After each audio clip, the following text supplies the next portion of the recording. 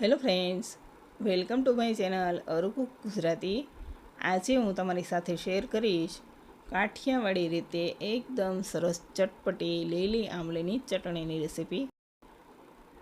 અત્યારે આંબલીના ઝાડ પર એકદમ સરસ કૂણી કૂણી કાતરી આવે એટલે કાઠિયાવાડી ઘરમાં આ ચટણી બનતી જ હોય છે। આ ચટણી એકદમ સરસ ચટપટી અને ટેસ્ટમાં ખૂબ જ સારી લાગે છે, તો ચાલો બનાવી લઈએ। ફ્રેન્ડ્સ, જો તમને મારી રેસીપીના વિડીયો જોવા ગમતા હોય તો વિડીયોને લાઇક અને વધુને વધુ શેર કરજો। ચેનલ સબસ્ક્રાઈબ ન કરી હોય તો સબસ્ક્રાઈબ કરી દેજો। તો લીલી આંબલીની ચટણી બનાવવા માટે મેં અહીં 100 ગ્રામ લીલી આંબલી લીધી છે। તેને એકદમ સરસ ધોઈ અને કોરી કરી લીધી છે।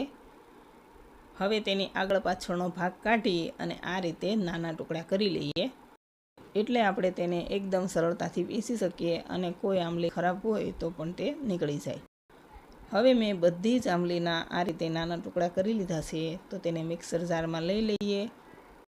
હવે તેમાં તીખાશ માટે એક મરચી, એક નાનો આદુનો ટુકડો, થોડી લસણની કળીઓ અને લીલા ધાણા નાખીશું।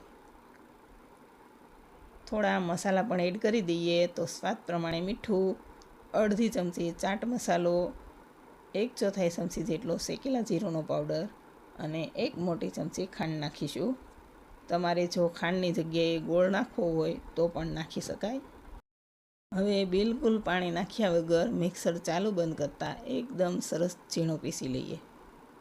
હવે એકદમ સરસ ઝીણું પીસી લીધું છે અને ચટણી રેડી છે, તો બાઉલમાં લઈ લઈએ।